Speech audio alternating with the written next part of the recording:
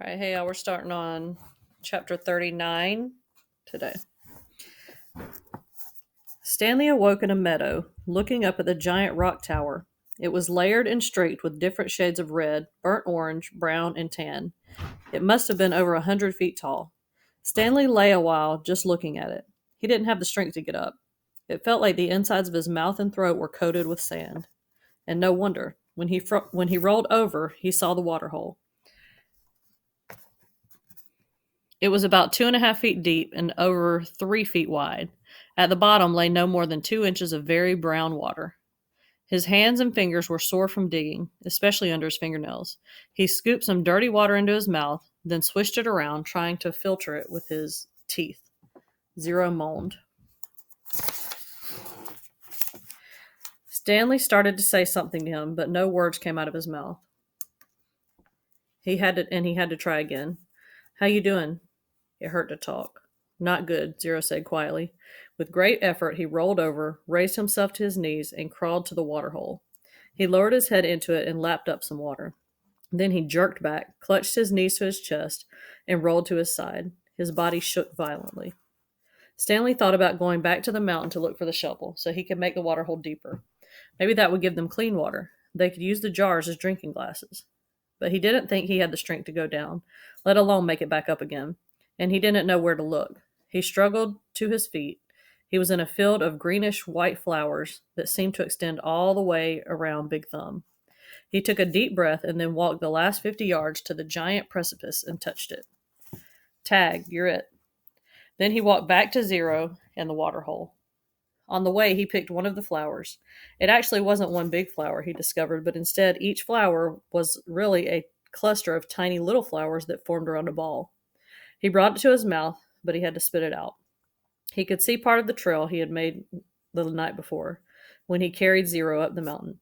If he was going to head back down and look for a shovel, he realized he should do it soon, while the trail was fresh. But he didn't want to leave Zero. He was afraid Zero might die while he was gone.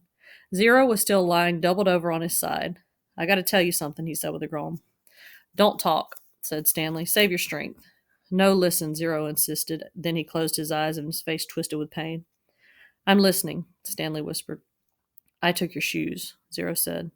Stanley didn't know what he was talking about. His shoes were on his feet. That's all right, he said. Just rest now.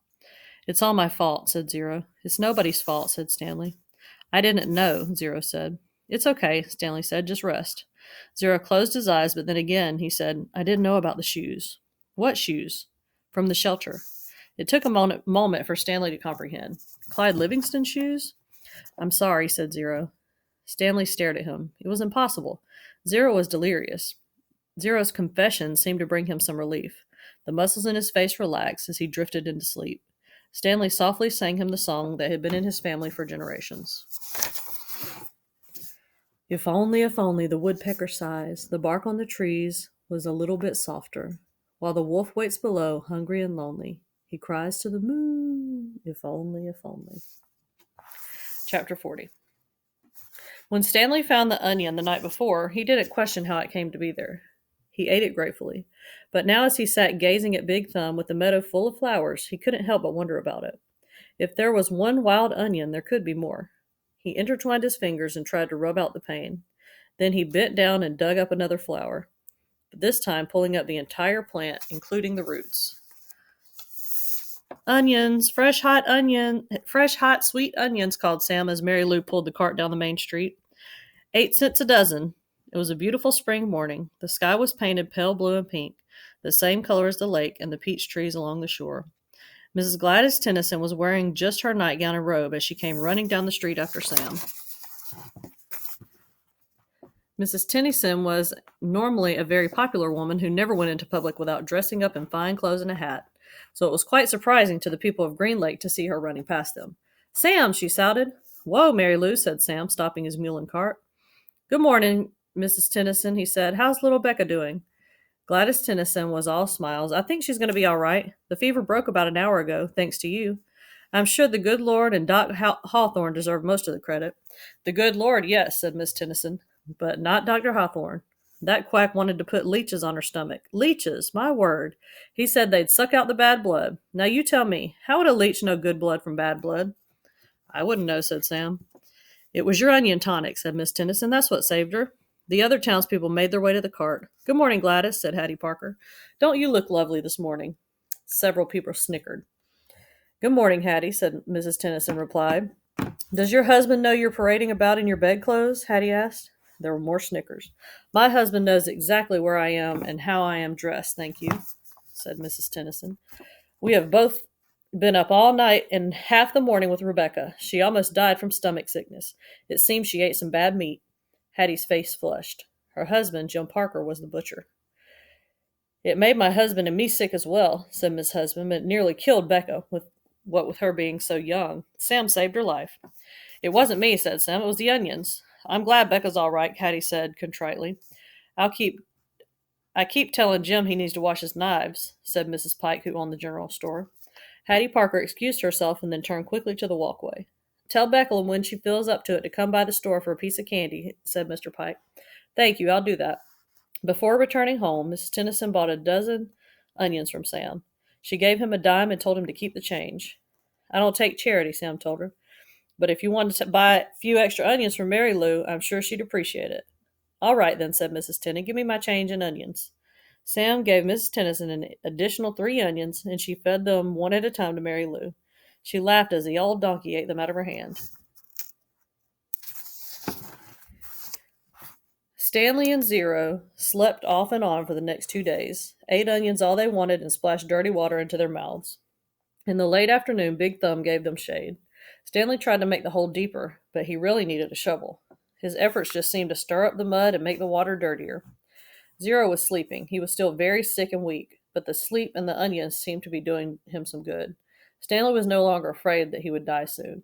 Still, he didn't want to go for the shovel while Zero was asleep. He didn't want him to wake up and think he'd been deserted.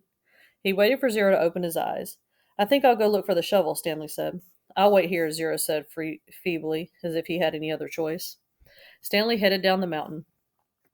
The sleep and the onions had done him a lot of good as well. He felt strong. It was fairly easy to follow the trail he had made 2 days earlier. There were a few places where he wasn't sure he was going the right way, but it just took a little bit of searching before he found the trail again. He went quite a ways down the mountain, but still didn't find the shovel. He looked back up toward the top of the mountain. He must have walked past it, he thought.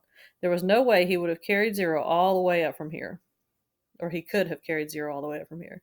Still, he headed downward just in case. He come to a bare spot between the 2 large patches of weeds and sat down to rest. Now he had definitely gone too far. He had definitely gone too far, he decided. He was tired from walking down the hill. It would have been impossible to have carried Zero up the hill from here, especially after walking all day with no food and water. The shovel must be buried in some weeds.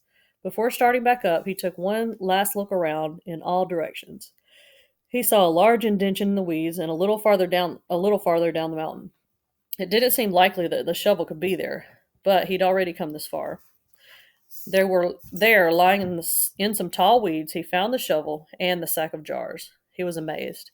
He wondered if the shovel and sack might have rolled down the hill, but none of the jars were broken, except the one that had been broken earlier.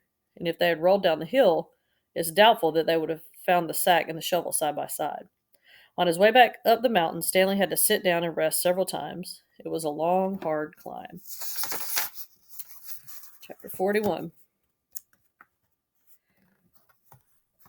Zero's condition continued to improve. Stanley slowly peeled an onion. He liked eating them one layer at a time. The water hole was now almost as large as the holes he had dug back at Camp Green Lake. It contained almost 2 feet of murky water. Stanley had dug it all himself. Zero had offered to help, but Stanley thought it better for Zero to save his strength. It was a lot harder to dig in water than it was in a dry lake. Stanley was surprised that he himself hadn't gotten sick, either from the sploosh, the dirty water, or from living on onions. But he used to get sick quite a lot back at home. Both boys were barefoot. They had washed their socks. All their clothes were very dirty, but their socks were definitely the worst. They didn't dip their socks into the hole, afraid to contaminate the water. Instead, they filled the jars and poured water over their dirty socks.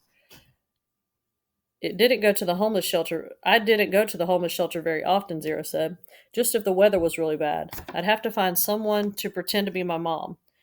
If I'd just gone by myself, they would have asked me a bunch of questions. If they'd found out I didn't have a mom, they would have made me a ward of the state. What's a ward of the state?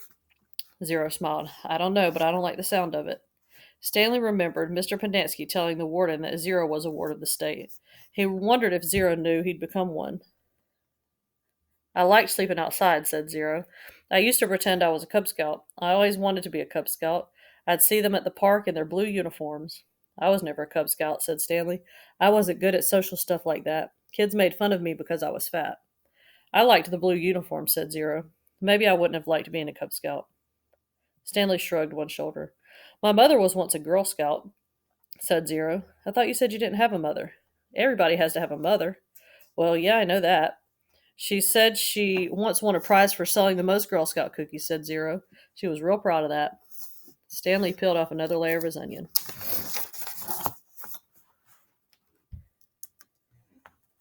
We always took what we needed, Zero said. When I was little, I didn't even know it was stealing. I don't remember when I found out, but we just took what we needed, never more. So when I saw the shoes on display at the shelter, I reached into the glass case and took them. Clyde Livingston's shoes? Asked Stanley. I didn't know they were his. I just thought they were somebody's old shoes. It was better to take somebody's old shoes, I thought, than to steal a pair of new ones. I didn't know they were famous. There was a sign, but of course I couldn't read it. Then the next thing I knew, everybody's making this big deal about how the shoes are missing. It was kind of funny in a way. The whole place is going crazy. There I was, wearing the shoes, and everybody's running around saying, What happened to the shoes? The shoes are gone. I just walked out the door. No one noticed. When I got outside, I ran around the corner and immediately took off the shoes. I put them on top of a parked car. I remember they smelled really bad. Yeah, those were them, said Stanley. Did they fit you? Pretty much. Stanley remembered being surprised at Clyde Livingston's small shoe size. Stanley's shoes were bigger. Clyde Livingston had small, quick feet. Stanley's feet were big and slow. I should have just kept them, said Zero. I'd already made it out of the shelter and everything. I ended up getting. Sorry, I'm trying to clear it out. Arrested the next day when I tried to walk out of a shoe store with a new pair of sneakers. If I had just kept those old smelly sneakers, then neither of us would be here right now. Chapter 42. Zero became strong enough to help dig the hole. When he finished, it was over 6 feet deep. He filled the bottom with rocks to help separate the water from the dirt. He was still the best hole digger around. That's the last hole I will ever dig, he declared, throwing down the shovel. Stanley smiled. He wished it were true, but he knew they had no choice but to eventually go back to Camp Green Lake. They couldn't live on onions forever. They had been completely around Big Thumb. I'm sorry. They had been completely around Big Thumb. It was like a giant sundial. They followed the shade. They were able to see out in all directions. There was no place to go. The mountain was surrounded by desert. Zero stared at Big Thumb. It must have a hole in it, he said, filled with water. You think? Where else could the water be coming from? Zero asked. Water doesn't run uphill. Stanley bit into an onion. It didn't burn his eyes or nose, and in fact, he no longer noticed a particularly strong taste.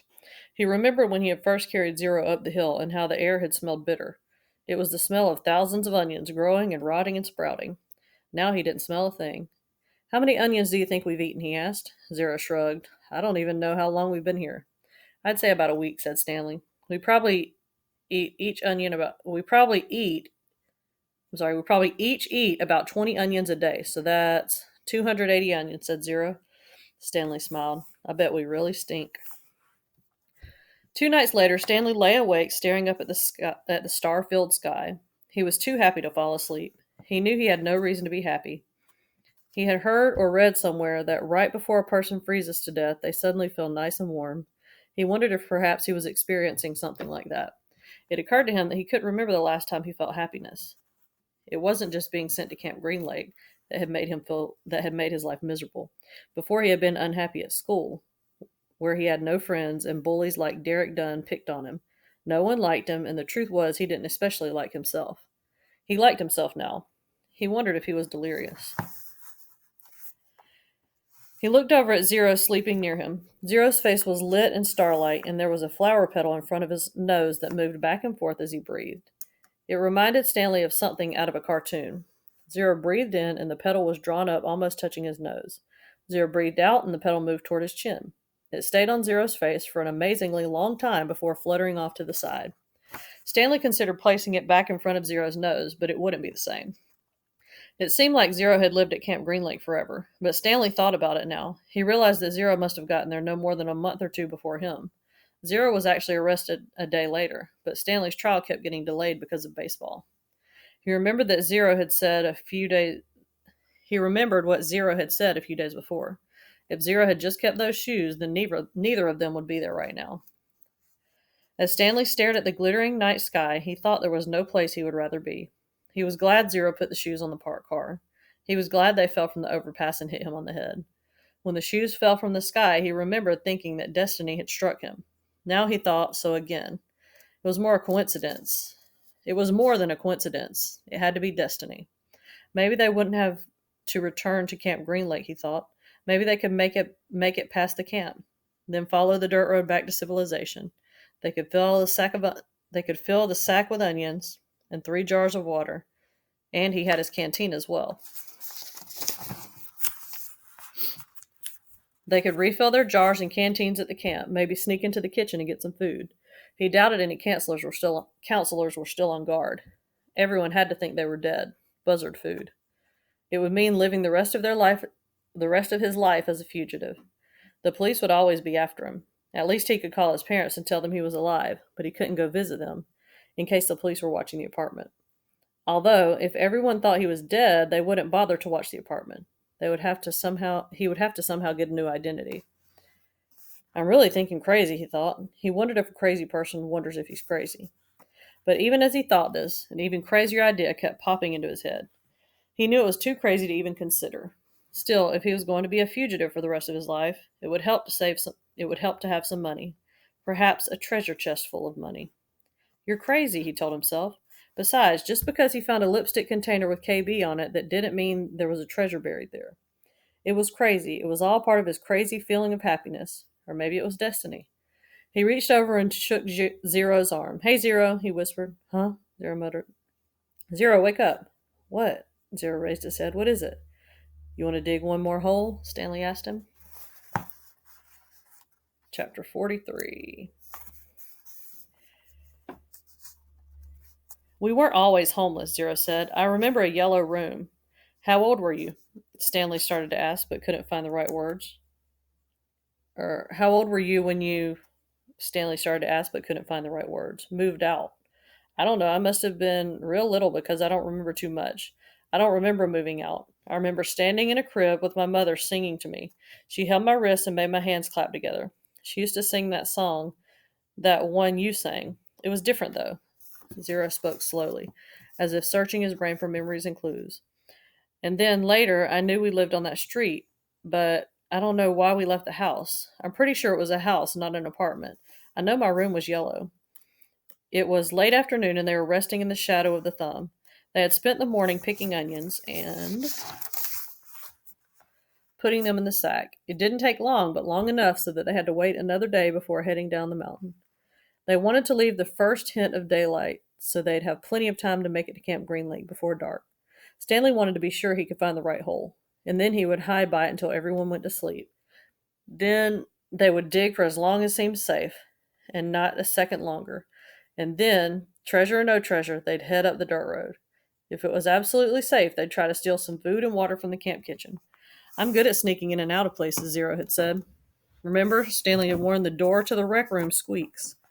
Now he lay on his back trying to save his strength for the long days ahead. He wondered what happened to Zero's parents, but he didn't ask. Zero didn't like answering questions. It was better just to let him talk when he felt like it. Stanley thought about his own parents. In her last letter, his mom was worried that they might be evicted from their apartment because of the smell of burning sneakers. They could easily become homeless as well. Again, he wondered if they'd been told that he ran away from camp. Were they told he was dead? An image appeared in his head of his parents hugging each other and crying. He tried not to think about it. Instead, he tried to recapture the feelings he'd thought the night before. The inexplicable feeling of happiness, the sense of destiny. But those feelings didn't return. He just felt scared. The next morning they headed down the mountain. They dunked their caps in the waterhole before putting them on their heads. Zero held the shovel, and Stanley carried the sack, which was crammed with onions and 3 jars of water. They left the pieces of the broken jar on the mountain. This is where I found the shovel, Stanley said, pointing out a patch of weeds. Zero turned and looked up toward the mountain. That's a long way. You were light, Stanley said. You'd already thrown up everything that was inside your stomach. He shifted the sack from one shoulder to another. It was heavy. He stepped on a loose rock, slipped, then fell hard. The next thing he knew, he was sliding down the steep side of the mountain. He dropped the sack, and the onions spilled around him. He slid into a patch of weeds and grabbed the thorny vine. The vine ripped out of the earth, but slowed him enough so that he was able to stop himself. Are you all right? Zero asked from above. Stanley groaned as he pulled a thorn out of the palm of his hand. Yeah, he said. He was all right. He was worried more about the jars of water. Zero climbed down after him, retrieving the sack along the way. Stanley pulled some thorns out of his pant leg. The jars hadn't broken. The onions had protected them, like styrofoam packing material. Glad you didn't do that when you were carrying me, Zero said. They'd lost about a third of the onions, but recovered many of them as they continued down the mountain. When they reached the bottom, the sun was just rising above the lake. They walked directly toward it. Soon they stood on the edge of a cliff, looking down at the dry lake bed. Stanley wasn't sure, but he thought he could see the remains of the Mary Lou off in the distance. You thirsty? Stanley asked. No, said Zero. How about you? No, Stanley lied. He didn't want to be the first one to take a drink. Although they didn't mention it, it had become a kind of challenge between him and Zero. They climbed down into the frying pan. It was a different spot from where they had climbed up. They eased themselves down from one ledge to another and let themselves slide in other places, especially careful with the sack. Stanley could no longer see the Mary Lou, but headed in what they thought was the right direction. As the sun rose, so did the familiar haze of heat and dirt. You thirsty? Zero asked. No, said Stanley. Because if you have 3 full jars of water, said Zero, I thought maybe it was getting too heavy for you. If you drink some, it'll lighten your load. I'm not thirsty, said Stanley, but if you want a drink, I'll give you some. I'm not thirsty, said Zero. I was just worried about you. Stanley smiled. I'm a camel, he said. They walked out for what seemed like a very long time and still never came across the Mary Lou. Stanley was pretty sure they were heading in the right direction. He remembered that when they left the boat, they were headed toward the setting sun. Now they were headed toward the rising sun.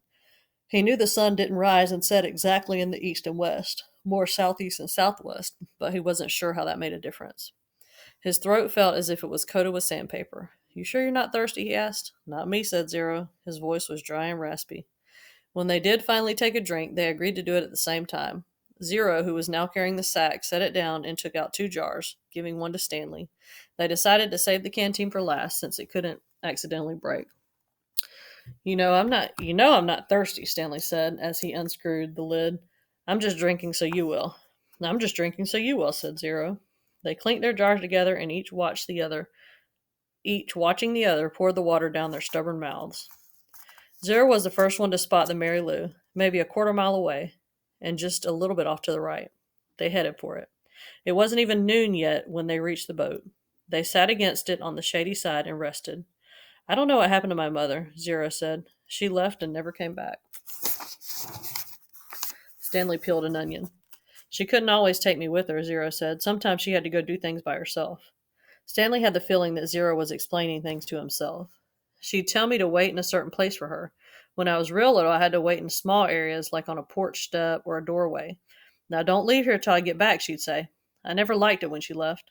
I had a stuffed animal, a little giraffe, and I'd hug it the whole time she was gone. When I got bigger, I was allowed to stay in bigger areas, like stay on this block or don't leave the park. But even then, I still held Jaffe. Stanley had guessed that Jaffe was the name of Zero's giraffe. And then one day she didn't come back, said Zero. His voice sounded suddenly hollow. I waited for her at Laney Park. Laney Park, Stanley said. I've been there. You know the playscape? Asked Zero. Yeah, I played on it. I waited there for more than a month, said Zero. You know that tunnel that you crawl through between the slide and the swinging bridge? That's where I slept. They ate 4 onions apiece and drank about half a jar of water. Stanley stood up and looked around. Everything looked the same in all directions. When I left camp, I was heading straight toward the Big Thumb, he said. I saw the boat off to the right. So that means we have to turn a little to the left. Zero was lost in thought. What? Okay, he said. They headed out. It was Stanley's turn to carry the sack. Some kids had a birthday party, Zero said. I guess it was about 2 weeks after my mother left. There was a picnic table next to the playscape and balloons were tied to it. The kids looked to be the same age as me. One girl said hi to me and asked if I wanted to play. I wanted to, but I didn't. I knew I didn't belong to the party, even though it wasn't their playscape. There was one mother who kept staring at me like I was some kind of monster. Then later, a boy asked me if I wanted a piece of cake. And then that same mother told me, go away. And she told all the kids to stay away from me, so I never got that piece of cake. I ran away so fast I forgot Jaffe. Did you ever find him? It? For a moment, Zero didn't answer, and then he said, he wasn't real. Stanley thought again about his own parents, how awful it would be for them to never know if he was dead or alive. He realized that's how Zero must have felt, not knowing what happened to his own mother. He wondered why Zero never mentioned his father. Hold on, Zero said, stopping abruptly. We're going the wrong way. No, this is right, said Stanley. No, we're heading toward Big Thumb. When you saw the boat off to your right, said Zero. That means we should have turned right when we left the boat. You sure? Zero drew a diagram in the dirt. Stanley wasn't sure. We need to go this way, Zero said, first drawing a line on the map and then heading that way himself. Stanley followed. It didn't feel right to him, but Zero seemed sure. Sometime in the middle of the afternoon, a cloud drifted across the sky and blocked out the sun. It was a welcome relief. Once again, Stanley felt that destiny was on his side. Zero stopped and held out his arm to stop Stanley too. Listen, Zero whispered. Stanley didn't hear anything. They continued walking very quietly, and Stanley began to make out the faint sounds of Camp Green Lake. They were still too far away to see the camp, but they could hear a blend of indistinct voices. As they got closer, he occasionally could hear Mr. Sirr's distinctive bark. They walked slowly and quietly, aware that sounds travel in both directions. They approached a cluster of holes. Let's wait here until they go in, said Zero. Stanley nodded. He checked to make sure there was nothing living in it, then climbed down into a hole. Zero climbed into the one next to him. Despite having gone the wrong way for a while, it hadn't taken them nearly as long as Stanley had expected. Now they just had to wait. The sun cut through the cloud, and Stanley felt its rays beating down on him. But soon more clouds filled the sky, shading Stanley in his hole. He waited until he was certain the last of the campers had finished for the day. Then he waited a little longer. As quietly as possible, he and Zero climbed out of their holes and crept toward the camp.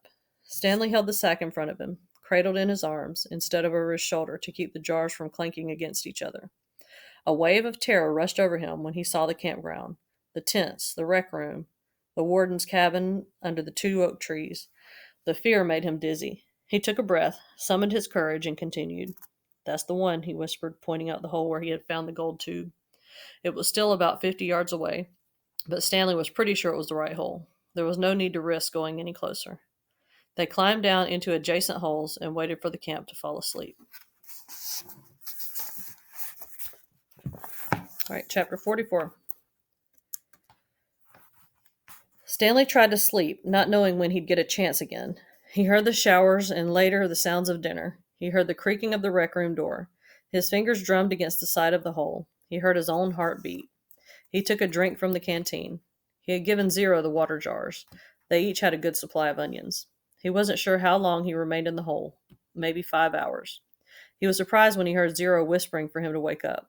He didn't think he'd fallen asleep. If he had, he thought it must have just been for 5 minutes. Although when he opened his eyes, he was surprised how dark it was. There was only one light on at camp, in the office. The sky was cloudy, so there was very little starlight. Stanley could see a sliver of a moon, which appeared and disappeared among clouds. He carefully led Zero to the hole, which was hard to find in the darkness. He stumbled over a small pile of dirt. I think this is it, he whispered. You think? Zero asked. It's it, said Stanley, sounding more certain than he really was. He climbed down. Zero handed him the shovel. Stanley stuck the shovel into the dirt at the bottom of the hole and stepped on the back of the blade. He felt it sink beneath his weight. He scooped out some dirt and tossed it off to the side. Then he brought the shovel back down. Zero watched for a while. I'm going to try to refill the water jars, he said. Stanley took a deep breath and exhaled. Be careful, he said, and then continued digging. It was so dark he couldn't even see the end of the shovel. For all he knew, he could be digging up gold and diamonds instead of dirt. He brought each shovelful close to his face to see if anything was there before dumping it out of the hole. As he made the hole deeper, it became harder to lift the dirt up and out. It was 5 feet deep before he even started. He decided to use his efforts to make it wider instead. This made more sense, he told himself. If Kate Barlow had buried a treasure chest, she probably wouldn't have been able to dig much deeper, so why should he? Of course, Kate Barlow probably had a whole gang of thieves helping her. You want some breakfast? Stanley jumped at the sound of Zero's voice. He hadn't heard him approach. Zero handed down a box of cereal. Stanley carefully poured some cereal into his mouth. He didn't want to put his dirty hands inside the box. He nearly gagged at the ultra-sweet taste. They were sugar-frosted flakes, and after eating nothing but onions for more than a week, he had trouble adjusting to the flavor. He washed them down with a swig of water. Zero took over the digging. Stanley sifted his fingers through the fresh piles of dirt in case he missed anything. He wished he had a flashlight. A diamond no bigger than a pebble would be worth thousands of dollars. Yet there was no way he'd see it. They finished the water that Zero had gotten from the spigot by the showers. Stanley said he'd go fill the jars again, but Zero insisted that he do it instead. No offense, but you make too much noise when you walk. You're too big. Stanley returned to the hole. As the hole grew wider, parts of the surface kept caving in. They were running out of room. To make it much wider, they would first have to move some of the surrounding dirt piles out of the way. He wondered how much time they had before camp woke up. How's it going? Zero asked when he returned with the water. Stanley shrugged one shoulder. He brought the shovel down the side of the hole, shaving off a slice of the dirt wall. As he did so, he felt the shovel bounce off something hard. What was that? Asked Zero. Stanley didn't know. He moved his shovel down the side of the hole. As the dirt chipped and flaked away, the hard object became more pronounced. It was sticking out of the side of the hole, about 1.5 feet from the bottom. He felt it with his hands. What is it? Zero asked. He could just feel a corner of it. Most of it was still buried. It had a cool, smooth texture of metal. I think I might have found the treasure chest, he said. His voice filled more with astonishment than excitement. Really? Asked Zero. I think so, Stanley said.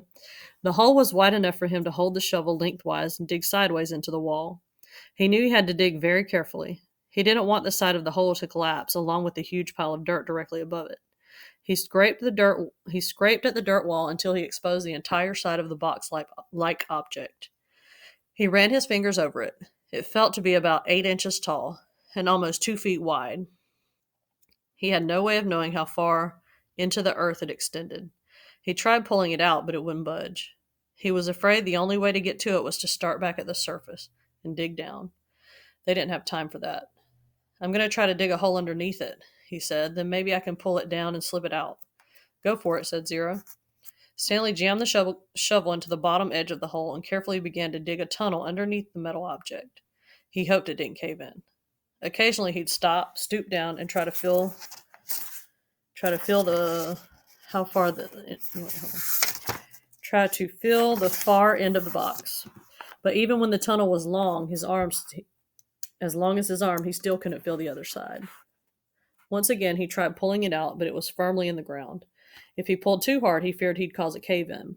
He knew when he was ready to pull it out, he would have to do it quickly before the ground above it collapsed. As the tunnel grew deeper and wider, more precarious, Stanley was able to feel latches on one end of the box, and then a leather handle.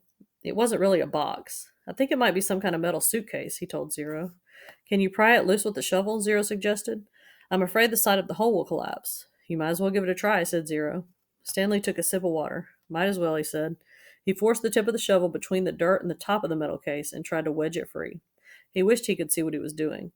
He worked the end of the shovel back and forth, up and down, until he felt the suitcase fall free. Then he felt the dirt come piling down on top of it. But it wasn't a huge cave-in.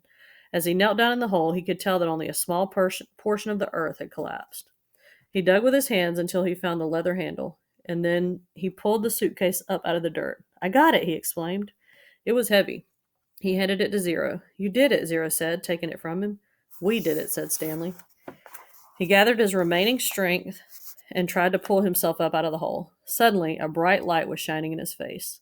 Thank you, said the warden. You boys have been a big help. All right, and then we will start chapter 45 on Wednesday, and we'll do the last quizzes on Thursday. we're going to finish reading this book on Wednesday. Okay.